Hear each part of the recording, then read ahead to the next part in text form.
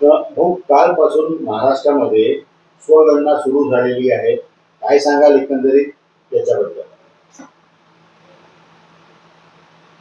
आपले पंतप्रधान नरेंद्र मोदीजींनी या संपूर्ण भारतामध्ये जनगणनेची त्यांनी घोषणा केली होती आणि त्या अनुषंगाने महाराष्ट्रामध्ये 1 मे ते 15 मे पर्यंत जनगणनाची प्रक्रिया आता सुरू झालेली आहे. आणि म्हणून महाराष्ट्रामध्ये माननीय मुख्यमंत्री देवेंद्र फडणवीस साहेबांच्या नेतृत्वामध्ये आणि महाराष्ट्राच्या 13-14 करोड नागरिकांची जनगणना व्हावी त्या दृष्टिकोनातून 1 ते 15 मे त्यांनी तारीख निश्चित केली आहे. सगळ्या नागरिकांनी याच्यामध्ये भाग घ्यावा. यानंतर 15 तारखेच्या नंतर संबंधित अधिकारी सगळ्यांच्या घरी घरी जाऊन त्याची जनगणना करणार आहे, त्याचे सगळे फॉर्म भरून घेणार आहे आणि म्हणून सगळे जातीनिहाय त्याच्यामध्ये त्याचा समावेश त्या ठिकाणी होईल अशा प्रकारची ही जनगणना आहे. मी पंतप्रधान नरेंद्र मोदीजी आणि देवेंद्र फडणवीस साहेबांचे मनापासून आभार मानतो, कारण 2011च्या नंतर 2026 मध्ये ही जनगणना होत आहे आणि त्या दृष्टिकोनातून सरकारने चांगलं पाऊल या ठिकाणी उचललं आहे. स्वगणना सुरू झाल्यानंतर काँग्रेसचे नेते विजय वडेट्टीवार यांनी आक्षेप घेतलेला आहे. त्यांनी म्हटलेलं आहे की या जनगणनेमध्ये ओबीसीचा कुठेही कॉलम नाही आहे, ओबीसीला डावलण्यात आलेला आहे. विजय वडेट्टीवार साहेब हे अनेक वर्षांपासून काँग्रेसमध्ये ते मंत्री होते, आमदार होते, विरोधी पक्ष नेता बी होते, आताही आमदार आहे. परंतु त्यांच्या नेतृत्वाने त्यांच्या काँग्रेसच्या नेत्यांनी आजपर्यंत महाराष्ट्रामध्ये ओबीसीचं मंत्रालय व्हावं, ओबीसीच्या मंत्री व्हावं हे कधीच त्यांनी केलं नाही. आणि म्हणून महाराष्ट्राचे मुख्यमंत्री देवेंद्र फडणवीस साहेब जेव्हा पहिल्यांदा मुख्यमंत्री झाले आणि त्यांनी महाराष्ट्रामध्ये ओबीसीच्या मंत्रालयाची घोषणा केली, त्यात ते विभाग त्यांनी बनवलं, मंत्री सुद्धा ओबीसीचे मंत्री सुद्धा त्या ठिकाणी झाले. स्वतः विजय वडेट्टीवार मागच्या उद्धव ठाकरे सरकारच्या नेतृत्वामध्ये स्वतः हे ओबीसीचे मंत्री होते.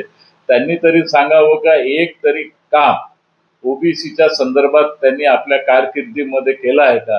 विजय वडेट्टीवार म्हणजे हा कागजी घोडा आहे. यांनी आजपर्यंत जेवढे आरोप लावले असतील, तुम्ही ऑफ द रेकॉर्ड त्यांचे वर्षन पहा, आजपर्यंत त्यांनी पुरावेसहित एक बी त्यांनी आरोप सिद्ध करून दाखवले नाही, एक बी आरोप त्यांच्या सिद्ध झाले नाही. हे कागजी घोडेवाले नेता आहे आणि म्हणून काँग्रेसची जी परंपरा चालू आहे त्या परंपरेचं ते पालन विजय वडेट्टीवार आरोप प्रत्यारोपाच्या माध्यमातून करत राहतात.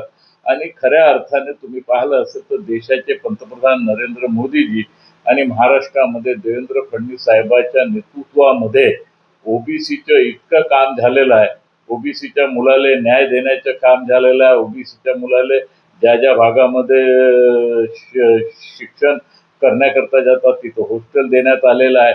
अनेक प्रकारची व्यवस्था अगर हे कोणी केली असेल तर फडणवीस साहेबांच्या माध्यमातून या ठिकाणी झालेली आहे. काँग्रेसनं सतत याच्याकडे दुर्लक्ष केलं, मतच घेण्याचं काम यांनी केलं आणि म्हणून वडेट्टीवाराच्या या बोलण्याला कोणी काही महत्व त्या ठिकाणी देत नाही. त्यांनी असंही म्हटलेलं आहे की पंतप्रधान स्वतः ओबीसी असून ओबीसींना डावलत आहे.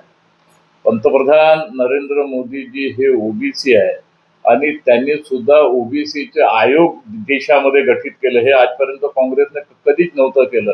हे मोदी साहेबांनी ओबीसीचे आयोग गठीत केलं. आयोगाच्या माध्यमातून अनेक प्रकारच्या योजना ओबीसीला कसं भेटता येईल.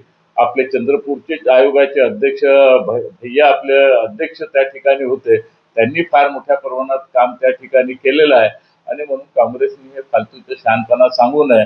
तुम्ही काय केलं, तुम्ही ओबीसी साठी काय केलं हे तरी तुम्ही सांगा. लेकिन 2014च्या नंतर जे परिवर्तन देशामध्ये आणि महाराष्ट्रामध्ये ओबीसी बद्दल आलाय ते आजपर्यंत कोणीच करू शकलं नाही.